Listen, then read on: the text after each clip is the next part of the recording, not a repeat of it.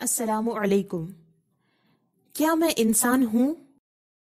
کیا ہم نے کبھی خود سے یہ سوال کیا ہے؟ انسان کا مطلب کیا ہے؟ انسان کی حقیقت کیا ہے؟ کیا یہ جسم انسان کی حقیقت ہے جو آئینے میں نظر آتا ہے؟ لیکن جسم تو عمر کے ساتھ بدلتا رہتا ہے، جبکہ انسان وہی رہتا ہے۔ اگر جسم کا ایک حصہ کٹ جائے یا فالج زدہ ہو جائے تو انسان کو آدھا انسان تو نہیں کہتے، انسان تو اندر سے پورا ہی ہے۔ کہا جاتا ہے انسان کی عقل، انسان کا جسم، انسان کا نفس، انسان کی روح۔ یہ انسان کون ہے جس کے لیے یہ سب چیزیں ہیں؟ کیا ہم نے کبھی ان باتوں کو سمجھنے کی کوشش کی ہے؟ اپنے اندر کبھی خود کو تلاش کرنے کی کوشش کی ہے؟ شاید نہیں۔ اس لیے کبھی آئینے میں نظر آنے والے چہرے کو ہی ہم اپنی پہچان سمجھ بیٹھے، جبکہ چہرے نے بھی بدل بدل کر دکھا دیا کہ میں تمہاری حقیقت نہیں ہوں۔ کسی کے جسم کو ہی انسان سمجھ بیٹھے، اس لیے ڈیڈ باڈی دیکھ کر لگا کہ انسان ختم ہو گیا۔ کبھی اپنے نفس کو ہم خود ہی سمجھ بیٹھے، اس لیے مجھے یہ پسند ہے، مجھے یہ پسند نہیں ہے کہنے میں زندگی گزار رہے ہیں۔ نفس کا کام ہے خواہشیں کرنا۔ ہم نے نفس کو اپنی پہچان، اپنی حقیقت سمجھ لیا، اس لیے اپنی خواہشات کے خلاف کوئی بات کرے تو ہم اسے اپنا دشمن سمجھتے ہیں۔ ہم نے روح کو انسان کی حقیقت سمجھا، وہ روح جس کے ذریعے جسم میں جان ہے، حرکت ہے۔ شاید اس لیے جانوروں جیسی زندگی گزار رہے ہیں۔ ایسی روح تو جانوروں میں بھی ہوتی ہے۔ انسان جب تک اپنے وجود کو نہیں پہچانے گا تب تک نہ وہ اللہ کے احکام کو سمجھ سکتا ہے، نہ اچھائی سے فائدہ حاصل کر سکتا ہے، نہ برائی سے خود کو بچا سکتا ہے۔ ایک جملے میں کہیں تو نہ ڈھنگ سے جی سکتا ہے، نہ سکون سے مر سکتا ہے۔ شاید یہ باتیں آپ کو فلسفیانہ معلوم ہو رہی ہوں یا کسی ناول کا سسپنس، لیکن یقین جانیے جیسے جیسے آپ خود کے بارے میں جاننے لگیں گے، یہ ساری باتیں پریکٹیکل میں سمجھیں گے تو زندگی دلچسپ ہو جائے گی، اور موت بھی۔ زندگی مشکل اسی لیے ہو گئی ہے کہ ہم اپنے ہی بیسک سسٹم کو نہیں جانتے۔ دنیا کے سارے علوم اس کو چھوڑ کر ہی بات کرتے ہیں۔ ہماری نظروں میں ڈاکٹری، میڈیکل سائنس والوں کا مرتبہ اس لیے بڑا ہے کیونکہ ہمیں لگتا ہے کہ ہمارے وجود کے بارے میں یہ جانتے ہیں، جبکہ وہ بھی صرف ہمارے جسم کے بارے میں جانتے ہیں۔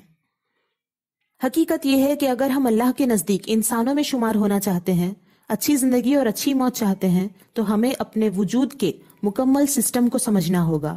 یہ جاننا ہوگا کہ کن کن چیزوں سے مل کر انسان کا وجود بنا ہے، اور ان میں سے ہر ایک کا کام کیا ہے، اور کب تک یہ چیزیں کام کرتی ہیں، کون سی چیز کس چیز کے تحت کام کرتی ہے۔ ان سب چیزوں میں انسان کی اصل پہچان، اصل حقیقت کیا ہے۔ ورنہ جو لوگ ان چیزوں سے غافل ہیں وہ اللہ کی دی ہوئی نعمتوں کو صحیح استعمال نہیں کر پاتے۔ ایسے لوگوں کو اللہ تعالیٰ نے اپنے کلام میں جانور بلکہ اس سے گیا گزرا فرمایا ہے۔ بسم اللہ الرحمن الرحیم۔ وَلَقَدْ ذَرَأْنَا لِجَهَنَّمَ كَثِيرًا مِنَ الْجِنِّ وَالْإِنسِ لَهُمْ قُلُوبٌ لَا يَفْقَهُونَ بِهَا وَلَهُمْ أَعْيُنٌ لَا يُبْصِرُونَ بِهَا وَلَهُمْ آذَانٌ لَا يَسْمَعُونَ بِهَا أُولَئِكَ كَالْأَنْعَامِ بَلْ هُمْ أَضَلُّ أُولَئِكَ هُمُ الْغَافِلُونَ۔ بے شک ہم نے جہنم کے لیے پیدا کیے بہت جن اور آدمی، وہ دل رکھتے ہیں جن میں سمجھ نہیں، اور وہ آنکھیں جن سے دیکھتے نہیں، اور وہ کان جن سے سنتے نہیں۔ وہ چوپایوں کی طرح ہیں بلکہ ان سے بڑھ کر گمراہ، وہی غفلت میں پڑے ہیں۔ حوالہ سورہ اعراف آیت نمبر 179۔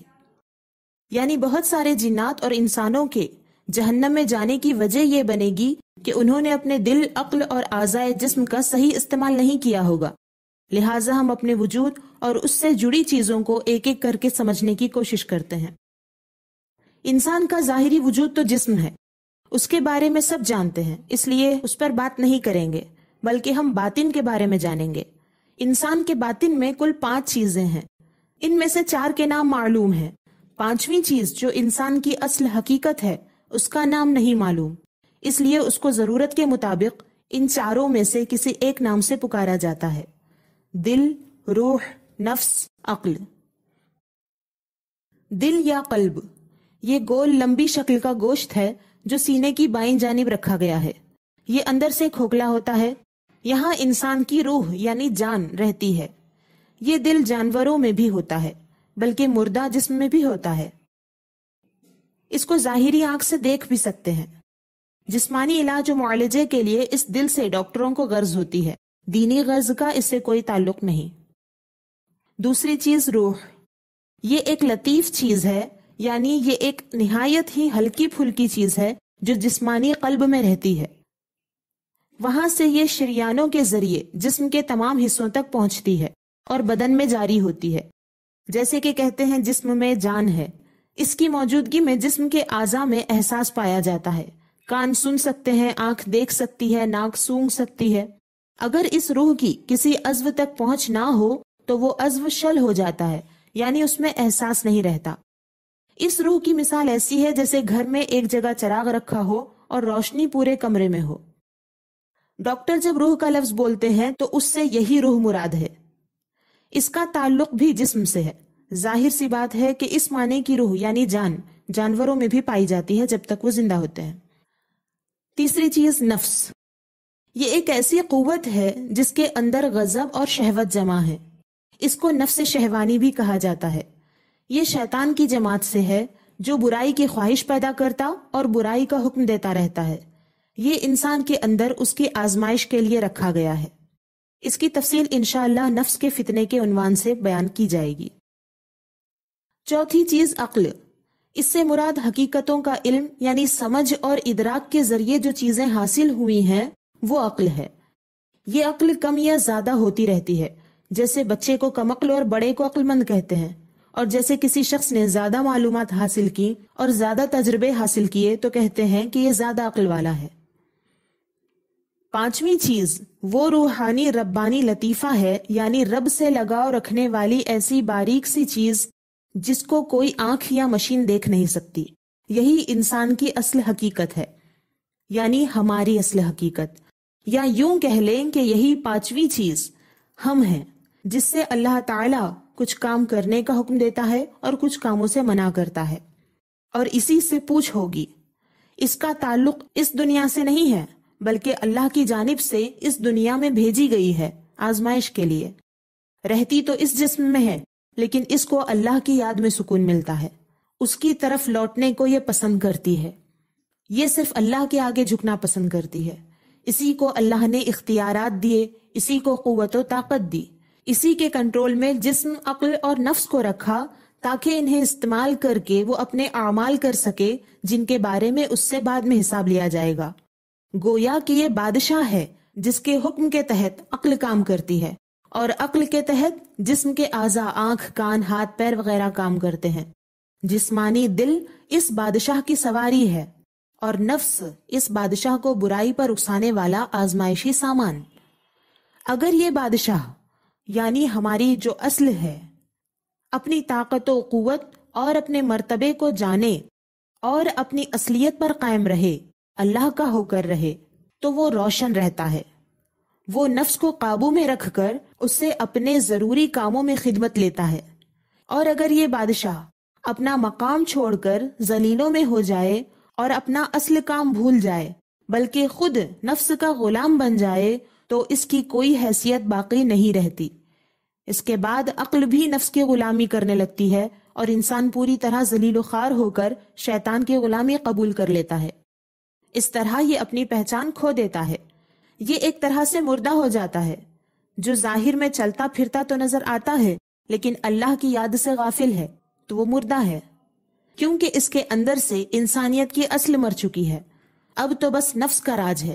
اس لیے اللہ کے رسول صلی اللہ علیہ وسلم نے فرمایا، مثل الذی یذکر ربہ والذی لا یذکر ربہ مثل الحی والمیت۔ اس شخص کی مثال جو اپنے رب کو یاد کرتا اور اس کی جو یاد نہیں کرتا زندہ اور مردہ جیسی ہے۔ حوالہ بخاری شریف اور مسلم شریف۔ اب غور کریں کہ ہم اپنے وجود میں زندہ ہیں یا نہیں ہیں، یعنی انسان کی جو اصل حقیقت ہے وہ ہمارے اندر زندہ ہے یا نہیں ہے۔ اگر ہیں تو انسان کی طرح یا جانوروں کی طرح۔ اس کی علامت یہی ہے کہ انسان کی اصل حقیقت اللہ کے امر سے ہے، اس لیے ہم جتنا اللہ کو یاد کرتے ہیں اتنی ہی ہمارے اندر زندگی باقی ہے۔ اگر پوری طرح اللہ کو بھولے بیٹھے ہیں تو مردہ ہیں، اور اگر کبھی یاد کرتے اور کبھی نفس کی غلامی میں پھنسے رہتے ہیں تو جانوروں جیسی مجبور زندگی ہے۔ اور اگر نفس کو اللہ کی مرضی کا غلام بنا رکھا ہے اس پر پوری طرح کنٹرول ہے تو انسان ہے۔ جیسے کہ آپ کو پتا ہے کہ شیطان کو ہم انسانوں کی عزت سے نفرت ہے، اس لیے وہ ہمیں ذلیل کرنے کی ہمیشہ کوشش کرتا ہے۔ ہماری ذلت اسی میں ہے کہ ہم اللہ کے بندے ہونے کے باوجود اسے بھول کر شیطان کے راستے پر چلیں۔ اس مقصد کو پانے کے لیے شیطان ہمارے نفس کو استعمال کرتا ہے، لیکن اس میں انسان کے جہنمی ہونے کی فل گارنٹی نہیں ہے، کیونکہ توبہ کر کے بندہ واپس اپنے رب کی طرف پلٹ سکتا ہے۔ اس لیے شیطان چاہتا ہے کہ انسان کی اصل یعنی روح، دل، وہاں تک وہ پہنچے، صرف وسوسے پیش کر کے نہیں بلکہ روح پر اپنا پورا قبضہ جما لے۔ ادھر اللہ کے دشمن یہودی وہ بھی یہ تمنا کرتے ہیں کہ وہ دنیا میں ہمیشہ کے لیے زندہ رہیں، اس طرح وہ بھی روح پر قبضہ جمانا چاہتے ہیں۔ لہذا شیطان نے اپنے چیلے یہودیوں کو اکسا کر نبی کریم صلی اللہ علیہ وسلم کے پاس روح کی حقیقت معلوم کرنے کے لیے بھیجا، لیکن اللہ نے انسان کی اصل حقیقت کو دنیا والوں سے چھپا کر رکھا۔ انہوں نے جب نبی کریم صلی اللہ علیہ وسلم سے پوچھا کہ روح کیا ہے تو اللہ نے انہیں اس کے بارے میں آگاہ کرنے سے منع فرمایا۔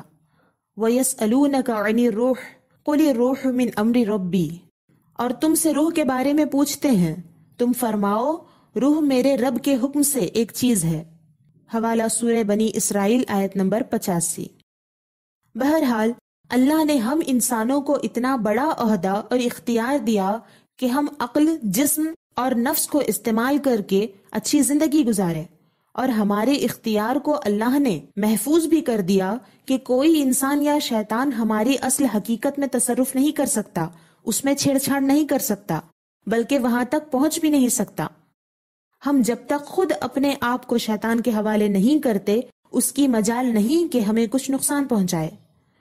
قرآن و حدیث کے علاوہ میں نے جو تفصیلات عرض کی وہ احیاء العلوم سے ملخص ہیں۔ اللہ تعالی ہمارے لیے اپنے وجود اور اپنے اختیارات کو سمجھنا آسان فرمائے اور ان کے صحیح استعمالات کے طریقے سکھائے، اور ہمیں اپنی بارگاہ میں پڑے رہنے کی سعادت عطا فرمائے، آمین۔ اپنے اور اپنے پیاروں کا خیال رکھیں، اللہ کے ہو کر رہیں۔ اللہ حافظ۔